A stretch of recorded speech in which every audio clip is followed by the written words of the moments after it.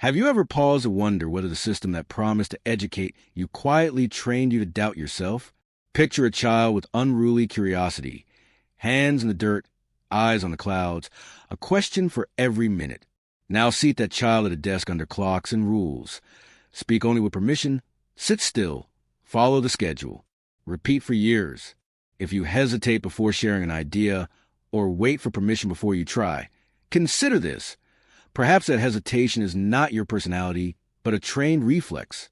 Think of school as an invisible machine. Its gears are timetables, bells, rubrics, and rankings. Its oil is comparison. Its product is compliance. We are told it prepares us for life, and it does. So long as life means fitting into someone else's calendar. Arthur Schopenhauer saw this clearly. Our most valuable insights, he argued, often arrive in spite of institutional education. Knowledge worth having grows in solitude, reflection, and honest contact with reality. Facts memorized for a test prove short-lived and spiritually thin. Here is the first wound. The lesson that standing out is dangerous. We are coached to prize obedience over originality and to chase badges over truth. We learn to raise our hand to speak, to ignore our body's rhythms, to submit attention to the clock. That is not education in the classical sense. It is training in the modern one. Its aim is less to form a person than to manufacture a reliable worker, a compliant consumer, a quiet citizen who knows how to wait, how to copy, and how to ask for instructions. When a child's curiosity spills beyond the syllabus, the child is relabeled. Distracted, disruptive, a problem to manage. Yet Schopenhauer observed that while talent hits a target others can hit, genius hits a target no one else can see. Systems built to manage the median rarely welcome invisible bullseyes. The cost is not only intellectual. There's an ache that lingers when a teacher's sarcasm lands hard, when a grade whispers not enough, when a song or drawing is mocked in a hand that made it never dares again. Friedrich Nietzsche warned that systems of control survive by weakening the individual. Taming the human animal is not a mistake. It is the mission. Once conditioned, we export classroom reflexes into adult life. We hunt for gold stars disguised as titles, certificates, metrics, blue check marks, and likes. We become fluent at role-playing yet fuzzy about who we are without the costume. So ask a harder question. What if burnout, gray anxiety, and the numb confusion so many adults confess are not private flaws, but predictable outcomes of an upbringing that rewarded answers over inquiry? School excels at telling us what to think. It is clumsy at teaching how. That is why Schopenhauer and Nietzsche both pressed solitude and self-examination on anyone who wanted to be free. Freedom begins when you step out of the herd long enough to hear your own step, and to notice the echo of your own voice. How do you loosen programming layered on for years? Start by noticing the classroom that still lives inside you, the raised hand that trembles before you speak a necessary truth, the urge to ask permission from faceless authority. The panic at a blank page because no rubric explains what earns an A. These are not quirks. They are echoes, and once you learn to hear them, you can learn to quiet them. Naming them is a first act of rebellion, because it restores choice where habit once ruled. To understand those echoes, look at the origin story. Modern schooling did not descend from the sky as a neutral vessel for wisdom. It grew alongside factories that required punctuality, discipline, and unquestioning execution. Its blueprint remains visible. Bells like shift whistles, desks in rows, subjects chopped into periods, students sorted by date of manufacture, age, not appetite. The aim was not to awaken a human being, but to produce a reliable unit for an economy. Efficiency the virtue, conformity the method. Consider what fell through the cracks. Emotional literacy, the ability to name and regulate feelings, was rarely prioritized. Existential questioning, the kind that keeps a person honest, was waved aside as not on the test. At 18, many were steered into decades of decisions shaped by scores, prestige, and perceived safety, not by the slow discovery of what they loved enough to suffer for. Over time, the child who asked why 100 times a day learned the safer question. Will this be on the exam? That pivot is the quiet erosion of a mind. The damage survives graduation. We carry forward a fear of visible failure, a habit of deferring to experts even when our gut protests, a discomfort with uncertainty that makes us overplan life and underlive it. We can become exemplary professionals and yet feel hollow, as if we are acting out competence while starving for meaning. Nietzsche called this the death of authenticity, accepting herd values without inspection until you are misaligned with your own nature.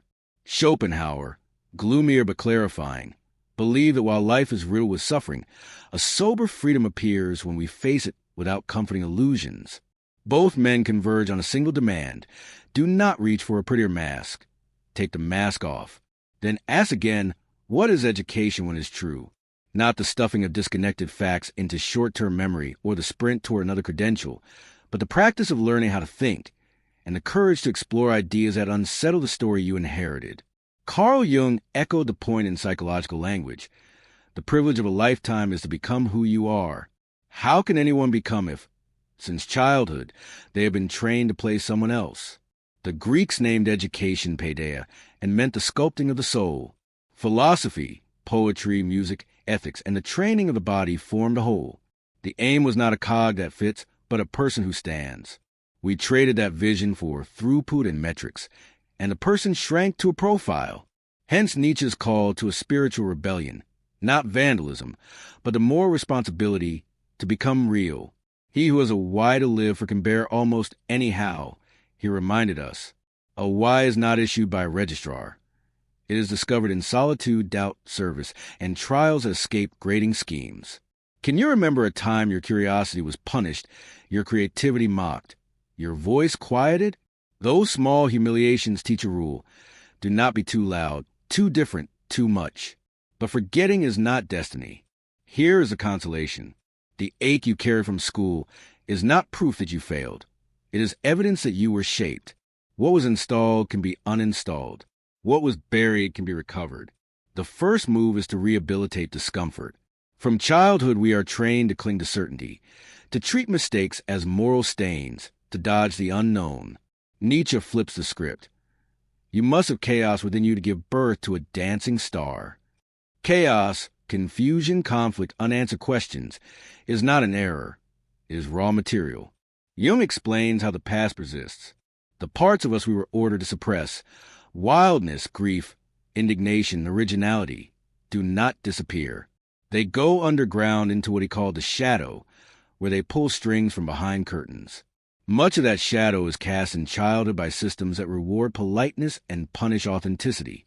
When we live by those suppressions, we become strangers to ourselves.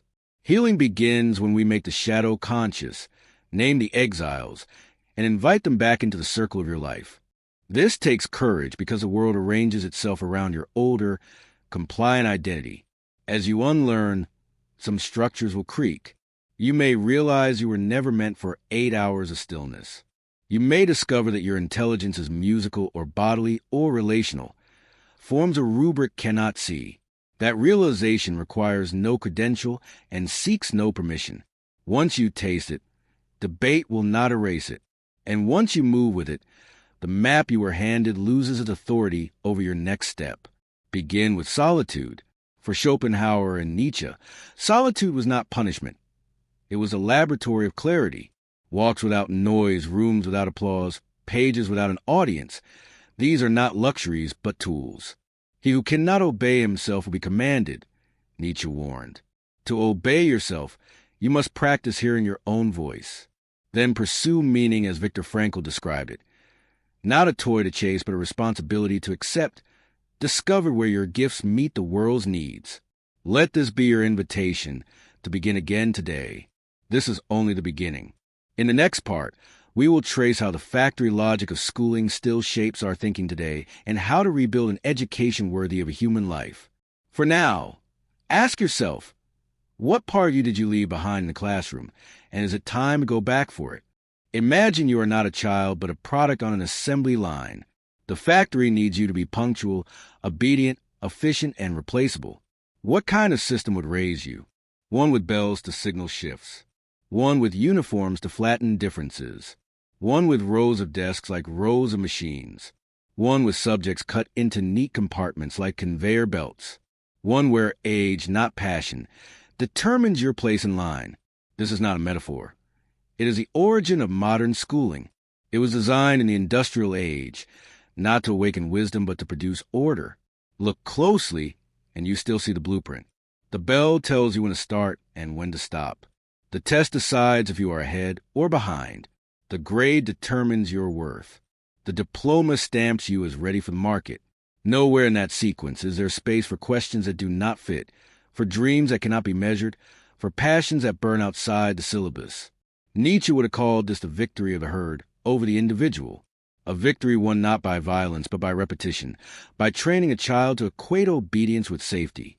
Think back. How many hours did you spend memorizing instead of understanding?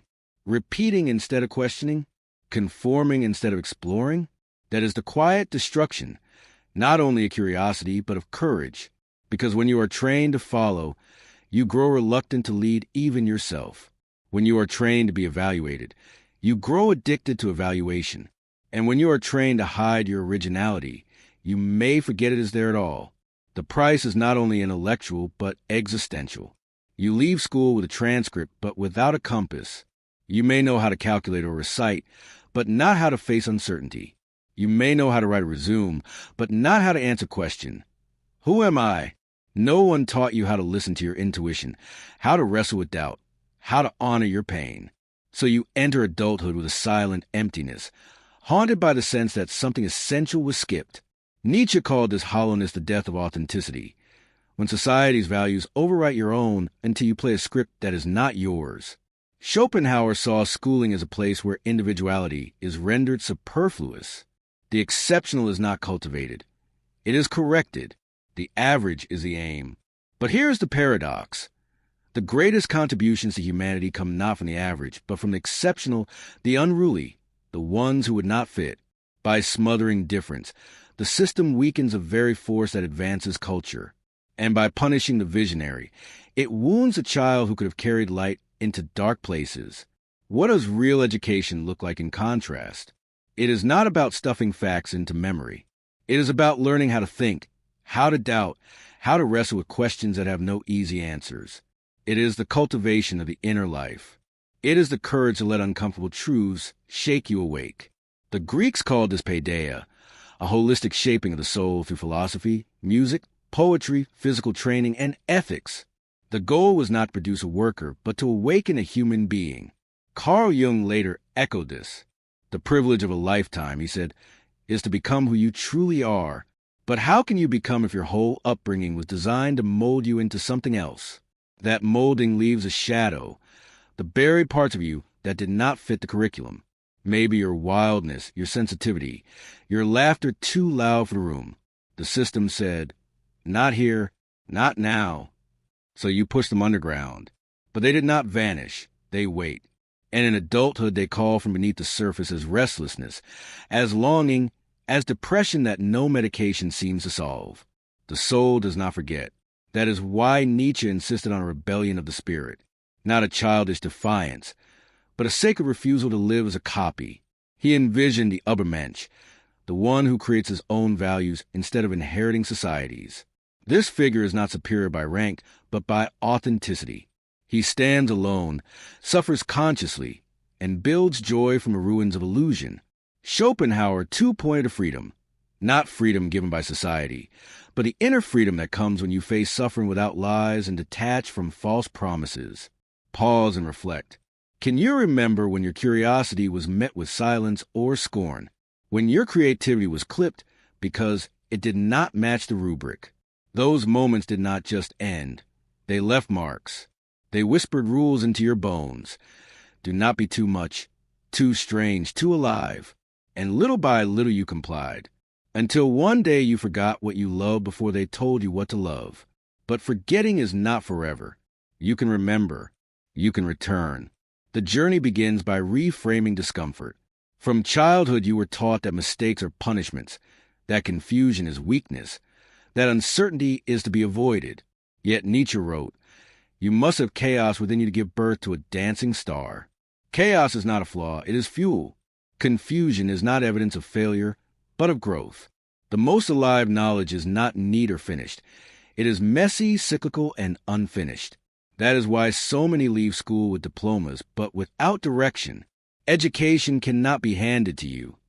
It must be wrestled for in solitude, in reflection, in life itself. Jung explained it with the language of the shadow. When we suppress what we are told is unacceptable, those parts hide in the unconscious. They pull at us, distort us, haunt us, until we dare to bring them into light. Healing means reclaiming the wildness, the anger, the longing to live differently. But this is frightening, because once you see the conditioning, you cannot unsee it. You may realize your worth was never meant to be measured by grades or paychecks. You may find your intelligence is not logical but emotional, not mechanical but creative. The system never honored that. But life does. Here's a liberation. Once you reclaim your buried truth, no authority can take it away. It becomes yours, unshakable, untouchable. To start, embrace solitude. Schopenhauer walked alone for hours to listen to his thoughts. Nietzsche retreated to mountains to clear the noise of the herd. Solitude is not loneliness. It is a condition for hearing your own voice. Without it, you confuse your thoughts with the chorus around you. With it, you can begin to obey yourself. Then, seek meaning. Viktor Frankl, who survived the camps, discovered that humans can endure unimaginable conditions if they have a reason to live. That reason is not in textbooks or tests. It is found in suffering, in longing, in love. Ask yourself, what gives my life meaning? Not what career looks safe, not what goals seem practical. What makes you feel alive enough to bear pain? School never asked you this. Life insists that you must. Finally, reconnect mind with body, intellect with intuition. Modern schooling elevated the head and silenced the heart. But you are not a machine. You are a being of instincts, emotions, rhythms, and passions. Nietzsche knew this. His philosophy pulsed with vitality, with the will to live fully. To reclaim yourself, listen not only to thoughts but to body signals, the soul's whispers, the sparks that excite and the weights that drain. Listen to what you loved before anyone told you what was worthy, and give yourself permission. Permission to be wrong, to change, to walk away from a path that was never yours. The cruelest lie of school is that if you fall behind, you are doomed. The truth is simpler. It is never too late to return to yourself. Every day is a beginning if you allow it. In the final part of this journey, we will face the most powerful insight of all, the revelation that you were never meant to fit into the system but to outgrow it, to become your own teacher, your own authority, your own creator. Before we continue, ask yourself, what belief from school still lives inside you, and what would it take to finally release it? You have come far already, through memory, through critique, through the uncomfortable recognition that much of what you believed to be natural was carefully trained. Now we arrive at the most powerful realization. You were never meant to fit the system. You were meant to transcend it. Schopenhauer and Nietzsche agreed on this essential truth. Institutions by design do not free you. They confine you. Their goal is not your wholeness, but your predictability. But you're not a statistic, not a cog, not a machine. You are a consciousness meant to awaken. Awakening begins when you stop asking, what was I trained to believe? And instead whisper, what is true for me? That shift is small but seismic. Nietzsche described it as a birth of the Übermensch. Not some cold, superior figure, but a human who creates his own values, who dares to destroy illusions, who carries the responsibility of shaping life from within.